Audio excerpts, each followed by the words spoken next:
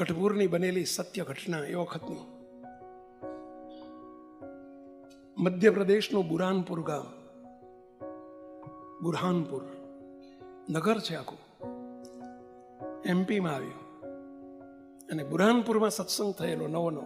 અને બે જ સત્સંગી, સ્વામિનારાયણના બે સત્સંગી થયેલા, બે જ હરિભગત.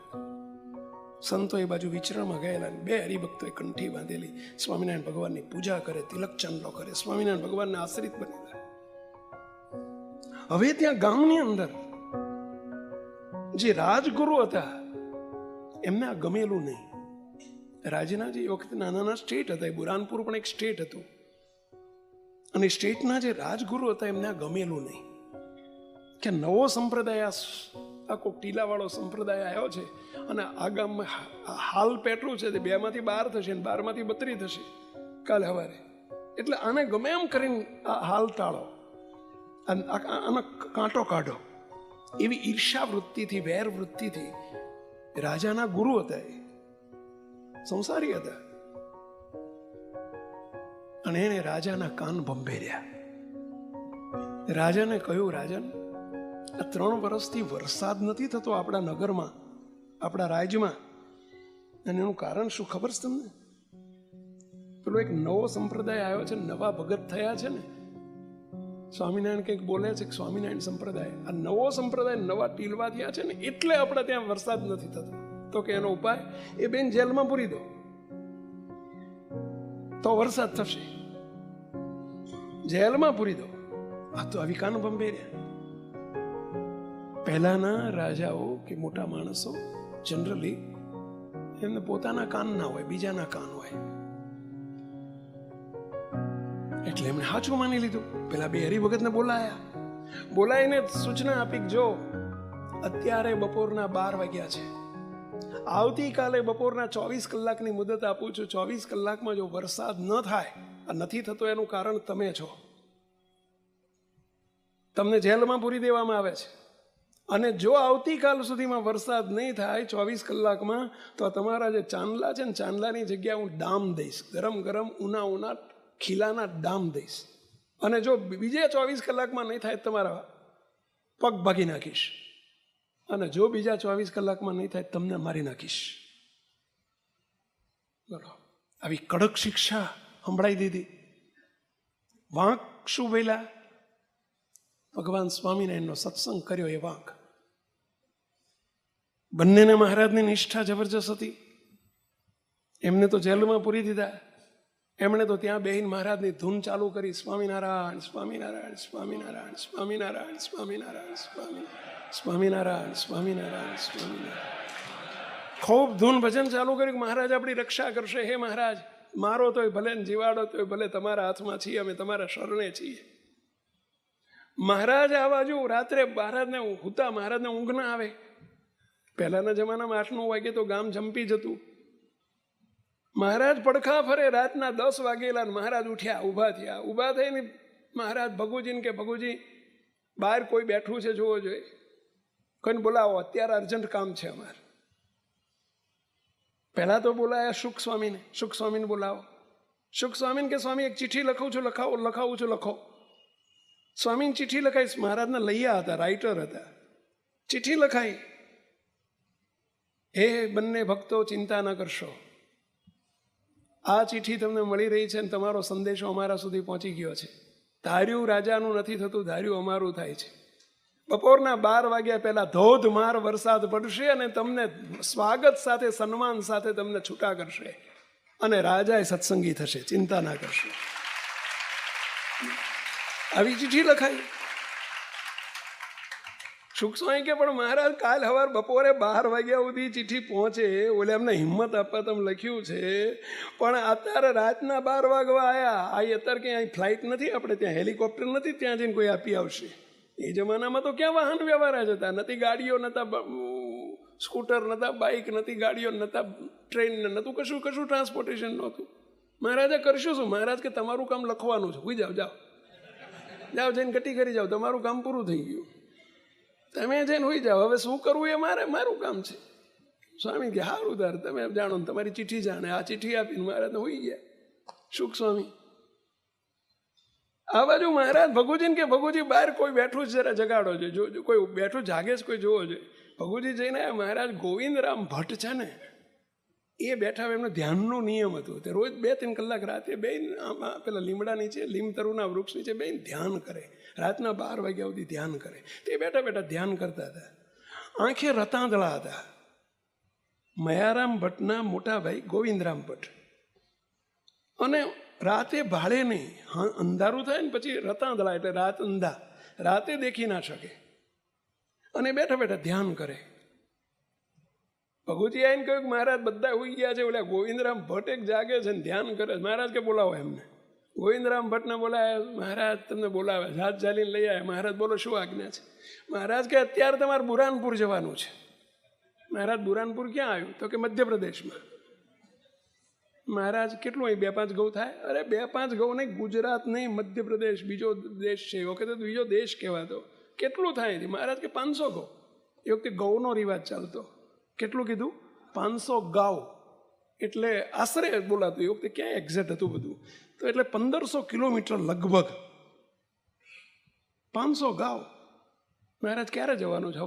સવારે નહીં, અત્યારે જવાનું છે. અત્યારે? હા મહારાજ. મહારાજ કે અત્યારે જવું? મહારાજ જવું. મહારાજ પૂજા લઈ આવું કે ઉતારે છે ને પૂજા લઈ આવું, ખડીયો લઈ આવું, એક જોડ કપડાં જોઈ આવું. ખડીયો એટલે સમજાય પેલો બગલ થેલાને જેવો ખડિયા આવતા પહેલાં, તે ખડિયા બગલ થેલા મૂકી આવું, 1 જોડ કપડાં ને 2 જોડ કપડાં પૂજા લેતો. મહારાજ કે નહીં, પૂજા અહીંયા આવીને કરવાની છે. મહારાજ શું કહે છે? પૂજા અહીંયા આવીને કરવાની છે. ભલે મહારાજ બહુ બુદ્ધિશાળી હતા, બહુ હોશિયાર હતા, બહુ ભણેલા હતા. બુદ્ધિ બૂઠી કરી નાખી. મહારાજનું વચન છે અત્યારે જવાનું છે. ભલે મહારાજ. મહારાજ શું કરવાનું છે? લ્યો એક ચિઠ્ઠી છે. ત્યાં બુરાનપુરની જેલમાં અમારા 2 હરિભક્તોને પૂર્યા છે. તમારે કેદખાનામાં જવાનું છે. સીધું ડાયરેક્ટ કેદખાનામાં. પૂછતા પૂછતા તમે કેદખાનામાં પહોંચો. આ ચિઠ્ઠી આપવાની છે એમને. ભલે મહારાજ. કેવી રીતે જઈશ? શું વાહન કે શું વ્યવસ્થા? મારી જોડે કોઈ જોડમાં આવે છે કે નથી આવતું? કાંઈ નહીં, કોઈ પ્રશ્ન નહીં. લ્યો મહારાજ જવું? આ જાઓ, ઉપડો. હું આંધળો છું, દેખાતું નથી, એ આર્ગ્યુમેન્ટ કર્યો નથી. આપણે હોઈએ તો જરા તપાસ કરો. આપણે હોઈએ તો બોલો. ધન્ય છે અલ્પ વચન પણ લોપાય નહીં. જો આનું નામ કહેવાય. નીકળ્યા. હાથમાં જેડીઓ રાખતા, પેલી ગેડીઓ રાખતા, ખટક ખટક ખટક કરતા. હવે આંધે રાતે ભાડે નહીં. એ જમાનામાં લાઇટો નથી, સ્ટ્રીટ લાઇટો નથી, દરબારમાં લાઇટો નથી. ક્યાં લાઇટો હતી ગામડામાં, શહેરોમાં? તે બોલો. એ તો નીકળ્યા. રસ્તામાં આમ ઠસુક ઠસુક કરતા પાછો પડે ને આખડે ને પાછો ભટકાય ને પાછા આમ જાય ને પાછા દિવાલે. તે કલાકે તો ઘેલા નદીના કાંઠે પહોંચ્યા. ત્યાં પથ્થર આવ્યા એટલે ખબર પડી કે ઘેલાનો કાંઠો આવ્યો. તે બે કલાકે પહોંચ્યા ઘેલાના કાંઠે. વિચાર કર્યો સારું થાકી ગયો 2 કલાકમાં તો ઠુસુક ઠુસુક કરતો. અને ઉંમર લાયક હતા પાછા, 65-70 વર્ષની ઉંમર. વિચાર કર્યો કે લાય 2-5 મિનિટ થાક ખાઉં ગઈ, પછી નીકળું પાછો. તો ઓલી ચિઠ્ઠી ખિસ્સામાં છે, આ ચિઠ્ઠી આપજો એવું કીધેલું. અને પોતે બેઠા સાંભળે. ઓલો પથ્થરો હતો ને, પથરા ઉપર બેઠા. માએ બીજો પથરાના ટેકાને થોડો થાક ખાવા બેઠા ને ઊંઘ આવી ગઈ. એમને આવી ગયું ઝોકું, ઊંઘ આવી ગઈ. હવે 2-5-10 મિનિટે ઝોકું ઉડ્યું એટલે આખો હારું આ ઊભા થવા જાય છે. ત્યાં તો ચારે બાજુ લાઇટો લાઇટો લાઇટો, ચારે બાજુ લાઇટો લાઇટો. વિચાર કર્યો કે આ તો હારું ધોળા દાડા જેવું છે, બધું દેખાય. અને પોલીસવાળા આંટા મારે. એક પોલીસને પૂછ્યું, અરે ભાઈ આ ક્યાં છું હું? કયું ગામ? તો કે બુરાનપુર હે. અરે તમારું ભલું થાય. તમારું ચોકો ક્યાં આવ્યું હતું? ગઢપુરમાં. મહારાજે જોકો ઉઘાડ્યું ક્યાં? બુરાનપુરમાં. પેલા પોલીસવાળા કે બુરાનપુર છે. બુરાનપુર ઓ મધ્યપ્રદેશ વાળા બુરાનપુર હો, વही બુરાનપુર કે. વાહ મહારાજ વાહ. પછી કેવો अहोभाव થાય કોઈ. अरे मुझे कैद खाना में जाना है कि एक चिट्ठी देने के लिए. अरे आ रही कैद खाना, हमें कैद खानों के. બોલો કેદ ખાનાની આગળ જ આર યુ કેદખાનું? પેલા પોલીસ વાળાને કે ભાઈ હું ગુજરાતથી ઠેઠથી આવું છું, આ એક ચિઠ્ઠી આપવાની, મને થોડીક મદદ કરીને પેલા અંદર જવાય એવું કરે. પોલીસ વાળો કે હેડો, આ પોલીસ વાળો જે દરવાન છે ને મારો કેદખાનાનો દરવાન મારો ભાઈબંધ છે કે ઓલા લાગો કરે, ઓલા લઈ ગયો અંદર, ઓલા ચિઠ્ઠી આપી, ઓલા કેદખાનામાં ઓલા બે સત્સંગી સ્વામિનારાયણની ધૂન ચાલે આ બાજુ, રાતના 2 વાગ્યા છે, સ્વામિનારાયણની ધમાઈને ધૂન ચાલે, અને આ બે હરિભક્તોને આવીને જઈને કહ્યું જય સ્વામિનારાયણ ભાઈઓ, જય સ્વામિનારાયણ. ઓલા કે જય સ્વામિનારાયણ. ક્યાંથી આવો છો? ગઢપુરથી. કોણ છો? સ્વામિનારાયણ ભગવાને લેવા ચિઠ્ઠી મોકલીશ તમારા માટે. બોલો, ચિઠ્ઠી વાંચી, અંદર લખેલું બંને સત્સંગી ભાઈઓને માલુમ થાય કે ચિંતા ન કરશો, તમને ખોટી રીતે તમને કેદખાનામાં પૂર્યા છે, બપોરના 12 વાગ્યા સુધી વરસાદ નહીં આવે તો તમારા કપાળમાં ડામ દેવાનો છે, એ અવસર અમે નહીં આવવા દઈએ. બપોરના 12 વાગ્યા પહેલાં આખા બુરહાનપુરમાં ધોધમાર વરસાદ પડશે, ચિંતા ના કરશો. ઓલા બે હરિભક્તો આનંદ થઈ ગયો, વાહ મારા નાથ પહોંચી ગયા, તમે પહોંચી ગયા.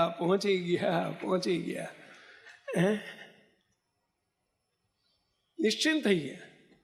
આપણે હવે ધૂન બૂન બંધ કરી દઈએ, પછી કામ પતી ગયું ને, પેલા આપણું કામ પતી ગયું ને, લાંબા થઈને હોઈ જઈએ. આપણે કામ પતી જાય એટલે આપણું આવું. અમારે ઘણી વખત ગાડી બગડે ને એટલે સંતો કે સ્વામી ધૂન કરીએ, ભાઈ ધૂન કરે ને જેવી ગાડી ચાલુ થાય ને એટલે તરત જય સ્વામિનારાયણ, ધૂન પૂરી. નહીં સંતો આપણે એવું કરીએ, હું એવું કરું ઘણી વખત. ના કરવું જોઈએ આવું. આપણે બધા સ્વાર્થી છીએ ને. એમણે ધૂન ચાલુ રાખીને મહાવરફો નાચવાન કૂદવા માંડ્યા, આનંદ થઈ ગયો. કંઈ કહેવું છે? આ ગોવિંદરામ પૂછે છે કંઈ કહેવું છે સમાચાર મહારાજને? મહારાજને જય સ્વામિનારાયણ કહેજો, બીજું કાંઈ કહેવું નથી, સદા આવીને આવી રક્ષા કરજો. નીકળ્યા. પેલા પોલીસ વાળાને પૂછ્યું ભાઈ આ નદી છે? તો કે નદી છે. તેમાં નાવાનું બાકી છે, હું નહીં લઉં. કઈ નદી? તા કે તાપી નદી. ઓહો, તાપી તો પવિત્ર નદી કહેવાય, લાઈન નહીં લઉં. બુરહાનપુરની તાપી નદીમાં આવ્યો છું, નાતો છું કે બુરહાનપુરની તાપી નદીમાં બીજું કંઈ બદલવાનું તો હતું નહીં, પહેરે લુગડે હતા. કે આપણે હાલતા હતા, હું કઈ જશે, આપણે નહીં લઈએ. તો પહેર્યા લુગડે પડ્યા. પાઘડી બહાર ખાલી કાઢેલી, પાઘડી કાઢેલી ને પેલો જપ્પો પહેરતા એ કાઢેલો, ધોતિયું પહેરીને તો પડ્યા નીચે, બહાર મૂકીને ધોતિયું પેલો જપ્પો ને પાઘડી બહાર મૂકીને પડ્યા અંદર. ડૂબકી મારીને જ્યાં ડૂબકીમાં બહાર નીકળ્યા ત્યાં તો સવારમાં 5 વાગેલા ઘેલા નદીમાં બહાર નીકળ્યા. સંતો બાજુ સંતો ના, બાજુમાં બધા સાધુ ના. સવારના પરમાં સ્વામિનારાયણની ધૂન ચાલે ને એમાં નીકળ્યા. ગોવિંદરામ ભટ્ટ તમે વહેલા ના આવ્યા? સંતો કે હા કે ભાઈ આ વહેલો ના આવ્યો કેવો. અને બહાર નીકળીને લથપથ લુગડા લથપથ ને એક સંતને કે ભાઈ હજુ અંધારું છે, મારો હાથ ઝાલીને મને લઈ જાઓ, મંદિર પહોંચાડો. મંદિર આવ્યા ને મહારાજ મંગળા આરતી કરીને નીચે ઉતરે. સંતો અને મહારાજને બધા મંદિરમાંથી નીચે પગથિયા ઉતરે અને ગોવિંદરામ ભટ્ટ ઓલા લથડ પથડ એટલે સમજ્યા ને પેલા પેલું ભીનું ધોતિયું સમજ્યા, અને મહારાજને જય સ્વામી. મહારાજ જય સ્વામિનારાયણ. મહારાજ કે ભગત અત્યારમાં ગોવિંદરામ અત્યારમાં નહીં આવ્યા? કે સંતો કે ગોવિંદરામ ભટ્ટ અત્યારમાં વહેલા જ ઉઠીને નહીં આવ્યા? ઘેલામાં અત્યારમાં નહીં આવ્યા હતા? કે ઘેલામાં નાયો ને તાપીમાં નાયો. મહારાજ કે હવે ઘેર જઈને પૂજા કરી લો, ઉતારે જઈને પૂજા કરી લો. પૂજા નથી લઈ ગયા ને? કે ના મહારાજ તમે પૂજાની ના પાડી હતી ને, પૂજા અહીંયા આવીને કરવાની છે, હવે અહીંયા આવીને પૂજા કરું. મુક તો કેમ આ બધું બન્યું કહેશો? કે કેમ બન્યું? મહારાજનું વચન સંશય ન કર્યો. જવાશે કે નહીં જવાય, થશે કે નહીં થાય. મુક તો આજની તારીખમાં આવા એક નહીં અનેક પ્રસંગો બને છે. અતિ અગાધ સામર્થ્ય આપનું ઢાક્યું ના ઢંકાય, સ્વરૂપ અતિરે પ્રચંડ કીધો વાસ આરે બ્રહ્માંડ. જતન કરીએ આવાર તોડ્યો તૂટે ન સંબંધ, આ તો અભંગ બંધન.